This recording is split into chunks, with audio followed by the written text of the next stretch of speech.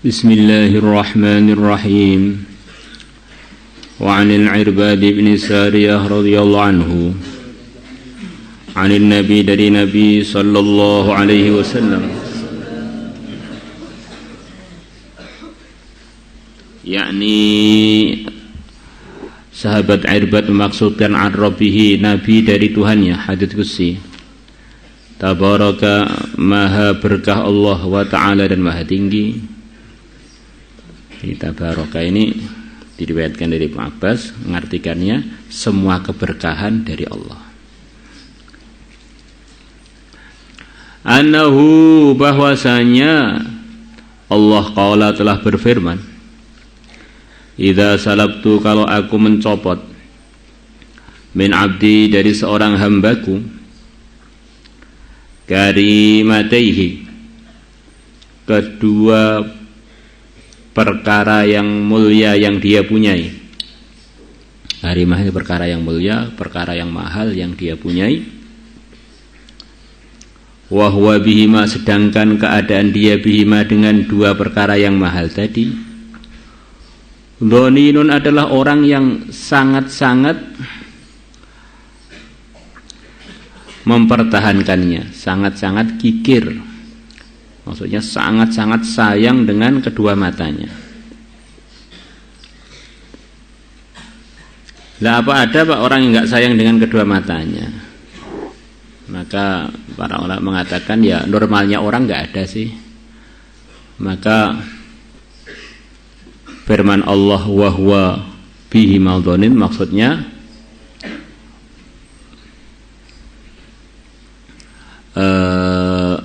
bahwa ujian ini memang sangat berat untuk dia, pertama itu. Sedangkan dia ini sangat sayang dengan kedua matanya itu, sangat pengen mempertahankannya. Ini pertama, ini ujian memang sangat berat karena yang dicabut adalah perkara yang sangat dia sayangi, sangat dia eman-eman. Maka hal jazaul ihsan ilal ihsan, orang itu akan dibalas oleh Allah sesuai dengan kebaikan yang dia buat. Kalau dia buat baik, maka akan diganti dengan baik. Al jaza'u min jinsil amal, orang itu akan dibalas oleh Allah sesuai dengan amalan yang dia buat. Kalau orang itu meninggalkan kelezatan matanya untuk mendengarkan, untuk melihat hal-hal yang haram, maka Allah akan ganti kelezatan tadi dengan kelezatan ibadah di hatinya. Kalau orang meninggalkan kesukaan kupingnya untuk melanggar-melanggar, maka Allah akan jadikan kupingnya bisa meresapi, menikmati lantunan-lantunan firman-firman Allah dan ilmu-ilmu agama. Wah, gitu. Lalu juga orang itu di dunia ini kan lezatnya dunia kalau punya mata. Sang lihat sana, lihat sini. Walaupun perkara itu halal, memang nikmatnya mata itu, yang nikmatnya dunia itu diantaranya ya mata itu. Kalau orang itu matanya sudah buta,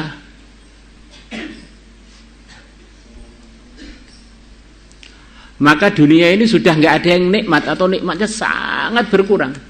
Hijau nggak tampak, cantik nggak tampak, sate yang begitu lezat juga nggak tampak, masya Allah. Baju-baju yang indah juga nggak tampak, kendaraan yang indah nggak tampak, bangunan yang indah nggak tampak. Maka balasannya perkara yang begitu jadi asbab datangnya berbagai macam kenikmatan di dunia ini, maka Allah balas nanti di akhirat dengan balasan matanya terlezatkan dengan nikmat-nikmat surga. Walakum fiha ma tashtahihil anfusu wa taladzul a'yun. Kalian nanti di surga akan mendapatkan semua yang diinginkan oleh nafsu kalian dan yang lezat dipandang oleh mata-mata kalian. Maka kelezatan matanya sudah hilang di dunia ini sampai dia mati, maka Allah enggak tega membalas untuk dia kecuali dengan penyejuk matanya, yaitu matanya dimelekkan lagi di surga sana. Wallahu a'lam. Lam ardo, maka aku Allah tidak ridho lahu untuk hambaku yang telah saya ambil kedua perkara mahalnya, thawaban pahala, dunal jannati selain surga. Tetapi dengan syarat idza huwa hamidani,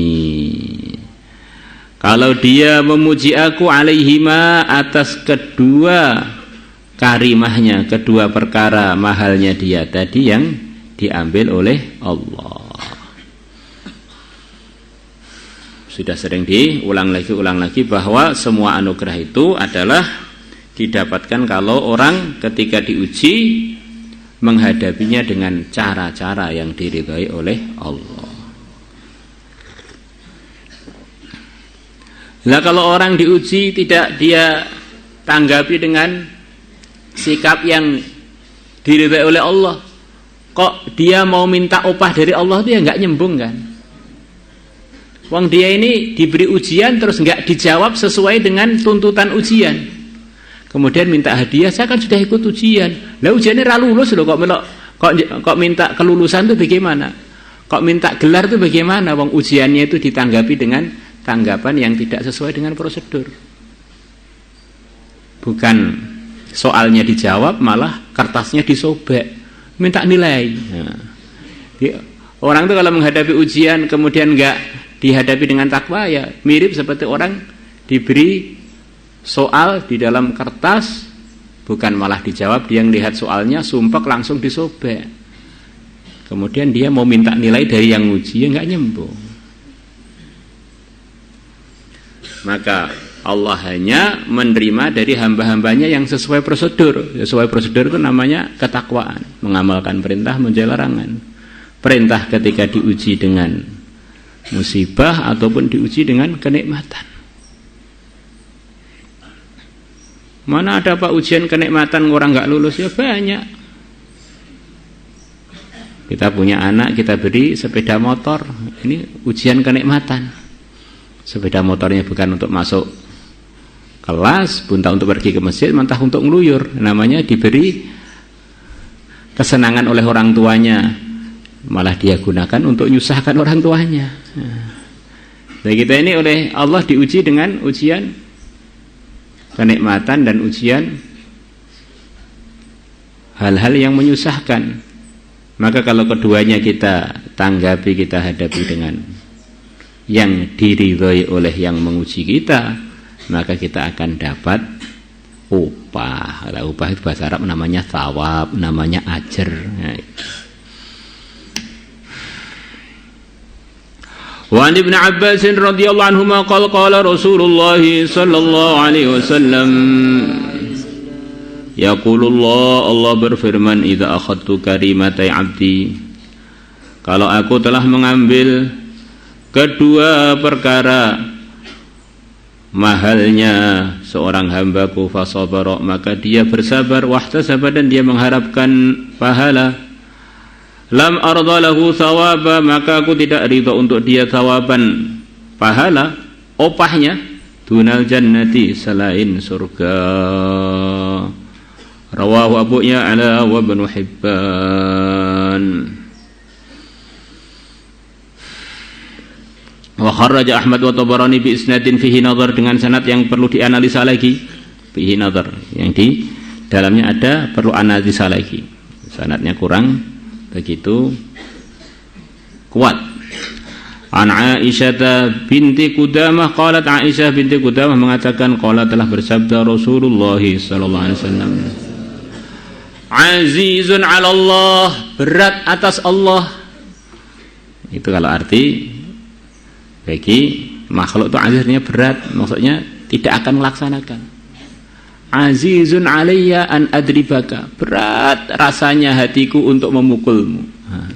Nah, kalau Allah bagaimana? Maksudnya Allah tidak akan menghendaki perkara yang Allah berat itu. Tidak akan menghendaki perkara yang disebutkan selepas kata-kata aziz itu.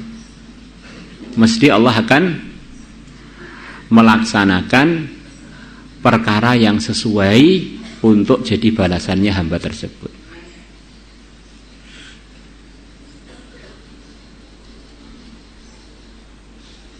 Azizun berat 'ala Allah atas Allah ayyakhudha karimatai mu'minin.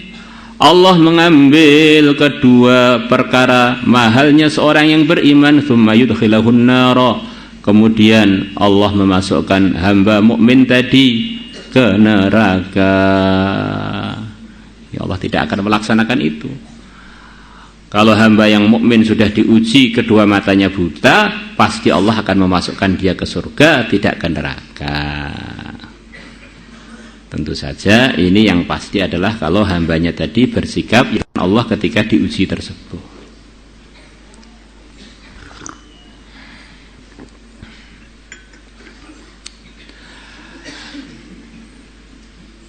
Dan dunia ini ujian iman dan amal itu kan 24 jam.